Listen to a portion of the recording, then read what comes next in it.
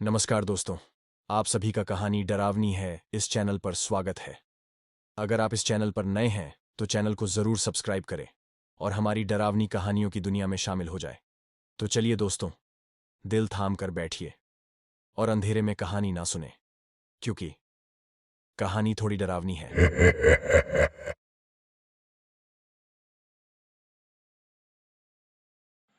सूरज डूब गया था। घर घर में दिया जल गया था। मुर्गियों और चूजों को बंद कर दिया गया।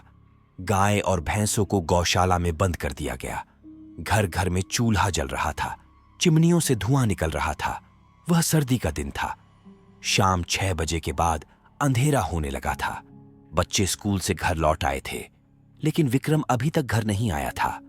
विक्रम की मां दरवाजे पर आकर उसकी राह देखने लगी। शाम 7 बजे तक जब विक्रम घर नहीं आया तो विक्रम के पिता उसे ढूंढने निकले।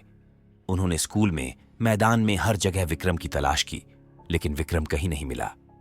घड़ी में 8 बजे थे। विक्रम के पिता परेशान होकर घर वापस आ गए। विक्रम की मां निश्चिंत दिख रही थी। विक्रम आ गया घर? विक्रम के पिता का चिंतित स्वर। हाँ, अभी अभी आया है, थक कर सो गया है, विक्रम की मां ने बताया। क्यों, कहां गया थे साहबजादे? विक्रम के पिता। विक्रम की मां ने यह कहकर बात खत्म कर दी। अभी रहने दो, बाद में पूछेंगे। कुछ समय बाद विक्रम के पिता घर से बाहर गए। गांव में चौक पर पहुंचने पर नई खबर मिली कि हरिलाल का बेटा शंकर अभी तक स्कूल से घर नहीं आया है। हरिलाल अपने बेटे की तलाश में निकला था। धीरे धीरे गांव के अन्य सदस्य भी उसकी तलाश में जुट गए। विक्रम के पिता भी उनके साथ गांव में शंकर को ढूंढने लगे। गांव में सभी जगह तलाश की गई, लेकिन शंकर नहीं मिला। रात धीरे धीरे गहराती जा रही थी। आधी रात के बाद भी शंकर का पता नहीं चला। शंकर की मां रो रही थी। आखिरकार सभी ने पुलिस रिपोर्ट दर्ज कराने का निर्णय लिया और पुलिस रिपोर्ट दर्ज की गई। गांव रात भर जागता रहा। कुछ लोग कहने लगे कि शंकर का अपहरण हुआ, कुछ कहने लगे कि शंकर खुद ही कहीं चला गया। लोगों के बीच ऐसी चर्चाएं चल रही थीं। रात भोर में बदल गई। मुर्गे ने बांग दी। कुछ लोग घर न जाकर चौक पर बैठे थे, कुछ वहीं पेड़ के नीचे सो रहे थे। जैसे ही उजाला होने लगा, सभी लोग घर लौटने लगे। सुखराम चौक से उठकर घर जाने लगा। सुखराम चौक के सामने वाली छोटी सड़क से सीधा चल दिया। सड़क के दोनों ओर गांव के घर और गौशालाएं थीं। आखिरी घर विक्रम का था। उस घर के ठीक पीछे एक उतरती हुई सड़क सीधे नाले की ओर जाती थी। नीचे उतरते ही सामने एक छोटा सा कुआं था।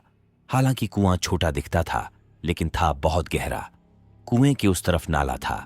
नाला पार करने के बाद गांव की मुख्य सड़क थी।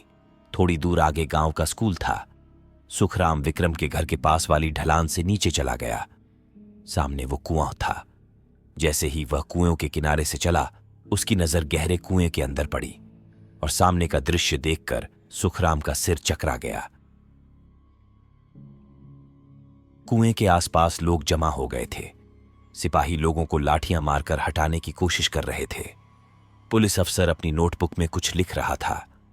शंकर का पानी से सूजा हुआ काला नीला शरीर उसके सामने पड़ा था।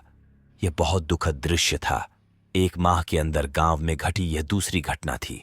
इसी तरह कुएं में गिरकर सुधांशु की मौत हो गई थी। 13-14 साल का लड़का सुधांशु भी स्कूल में पढ़ता था। पुलिस ने अपना तहकीकात का पहिया घुमाना शुरू कर दिया।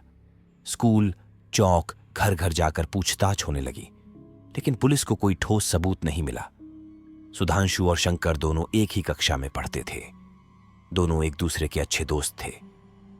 पुलिस ने उसकी क्लास के अन्य बच्चों से भी गहन पूछताछ की, लेकिन कुछ पता नहीं चला। धीरे धीरे पुलिस हताश हो गई और मामला बंद होने लगा।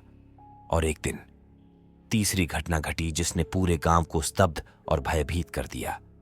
रवि उस शाम स्कूल से घर नहीं लौटा था। रात में ही गांव वालों ने खोजबीन शुरू कर दी। हर जगह ढूंढने के बाद जब रवि का कहीं पता नहीं चला तो वही हुआ जिसका डर था। सभी गांव वाले कुएं पर इकट्ठा हो गए। रवि का शव गहरे कुएं के पानी में पड़ा हुआ था। कुछ युवा लड़के पानी में उतरे और रवि के शव को कुएं से बाहर निकाला। गांव में अब डर का माहौल था। हर कोई अपने अजीब तर्क से जूझने लगा था। कुछ लोग कहने लगे कि कुएं में आत्माएं हैं, तो कुछ कहने लगे कि गांव पर भूत प्रेतों का साया है। बच्चों को अकेले कुएं पर भेजना बंद कर दिया गया था। बच्चों को स्कूल से लाने के लिए उनके माता पिता या अन्य बुजुर्ग लोग जाने लगे। गांव के लोगों ने मिलकर एक मांत्रिक को बुलाया। उसकी सहायता से कुएं का पूजन किया गया। मांत्रिक ने अपने सच्चे झूठे ज्ञान का परिचय देते हुए अमानवीय शक्तियों या अतृप्त आत्माओं को कुएं से बाहर निकाल दिया। दिन बीतते गए। पिछले वर्ष गांव में ऐसा कुछ नहीं हुआ था। सभी ग्रामीण धीरे धीरे निश्चिंत होने लगे। लोग पहले की तरह कुएं पर आने जाने लगे। बच्चे स्कूल से सकुशल घर लौटने लगे। सितंबर बीत चुका था। गांव में ठंड फैल रही थी। दिन छोटा होता जा रहा था और रात बड़ी होती जा रही थी। दोपहर का स्कूल भरा हुआ था। बच्चों का शोर मच रहा था। क्लास टीचर के कक्षा में प्रवेश करते ही सभी बच्चे चुप हो गए। विक्रम चौथी सीट पर बैठा था। विक्रम पढ़ाई में अच्छा था। पिछले वर्ष वह द्वितीय श्रेणी में उत्तीर्ण होकर अगली कक्षा में आ गया था। विकास उसके बगल में बैठा था। विकास प्रथम रैंक से उत्तीर्ण हुआ था। हर साल की तरह इस साल भी उसे क्लास टीचर से पुरस्कार मिला। विक्रम और विकास दोनों अच्छे दोस्त थे। एक साथ स्कूल आते जाते थे। खाने का डिब्बा भी वो दोनों एक साथ खाते थे। स्कूल का एक एक घंटा हमेशा की तरह खत्म हो रहा था। इतिहास, भाषा, गणित सभी घंटे खत्म हो गए। आखिरी अंग्रेजी का लेक्चर शुरू हुआ, लेकिन अंग्रेजी के शिक्षक स्कूल नहीं आए थे। बाकी शिक्षक अपनी कक्षाओं में व्यस्त थे, इसलिए उस कक्षा में कोई शिक्षक नहीं था। बच्चों का शोर मच रहा था। एक दूसरे के साथ अटखेलियां करना, उत्पात मचाना जारी रहा। विक्रम और विकास बातें कर रहे थे। बातों का विषय भी पढ़ाई को लेकर था। मेरे लिए अंग्रेजी पढ़ाई कठिन हो रही है, विक्रम ने कहा। अरे चिंता मत कर, मैं तुम्हारी मदद करूंगा, विकास बोला। ठीक है, विक्रम ने मुस्कुराते हुए कहा। इधर उधर की बातें करते करते आखिरी घंटा खत्म होने का संकेत देने के लिए घंटी बजी। प्रार्थना हुई और सभी बच्चे कक्षा से चले गए। बच्चों की भीड़ धीरे धीरे कम हो गई। विकास और विक्रम धीरे धीरे बातें करते हुए चल रहे थे। चलो, अंधेरा हो गया है, विकास बोला। रुको, धीरे चलो, इतनी जल्दी क्या है, बाद में साथ पढ़ लेंगे, विक्रम ने कहा। सभी बच्चे अब स्कूल से जा चुके थे। विकास और विक्रम मुख्य सड़क पर चल रहे थे। सड़क से थोड़ा नीचे एक खेत में करौंदे का पेड़ था। उसमें करौंदे उगे हुए थे। दोनों करौंदे लेने के लिए पेड़ के नीचे दौड़े। उन्होंने पत्थर फेंककर कुछ करौंदे इकट्ठे कर लिए। विकास, ये बहुत छोटा सा पेड़ है। कुएं के पास वाले पेड़ पर बड़े बड़े करौंदे लगे हैं, विक्रम ने कहा। विक्रम, अंधेरा हो रहा है, अभी घर चलते हैं। और उस कुएं के पास वाला पेड़ थोड़ा डरावना है, विकास कतराते हुए बोला। अरे डरो मत, मैं हूं ना साथ, चलो चलते हैं, कहकर विक्रम खेत से सीधे नाले की ओर चलने लगा। विकास ने भी कुछ सोचा और उसके पीछे चलने लगा। दोनों नाले से नीचे उतरकर सामने वाले कुएं के पास आ गए। कुएं के पास करौंदे का एक बड़ा पेड़ था। उसकी शाखाएं कुएं के किनारे तक फैली हुई थीं।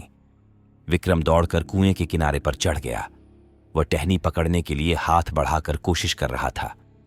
विकास विक्रम से कद में थोड़ा ऊंचा था। वह भी तेजी से कुएं के किनारे पर चढ़ गया। उसके हाथ आसानी से 2-3 करौंदे लग गए। बहुत बढ़िया विकास, निकाल और करौंदे, मैं एक लकड़ी लेकर आता हूं, कहकर विक्रम नीचे उतर गया। बहुत अंधेरा था। विकास पेड़ की डालियां पकड़कर फल निकाल रहा था। कुएं के आसपास बेहद शांति फैली थी। विकास ने अपने पैर उठाकर दूसरी शाखा पकड़ ली और कुछ ही पलों में एक जोरदार झटका उसके गर्दन पर लगा। विकास का संतुलन बिगड़ गया और वह तुरंत गहरे कुएं में गिर गया। विकास को मूर्छा आने लगी। धुंधली आंखों से उसने ऊपर देखा। विक्रम कुएं के किनारे पर खड़ा था। उसके हाथ में एक पत्थर था। उसके चेहरे पर शैतानी हंसी थी। आंखें बड़ी हो गई थीं। विक्रम खुद से ही बोला, पहला गया, दूसरा गया, तीसरा गया और चौथा भी चला गया। अब सिर्फ मैं कक्षा में प्रथम आऊंगा।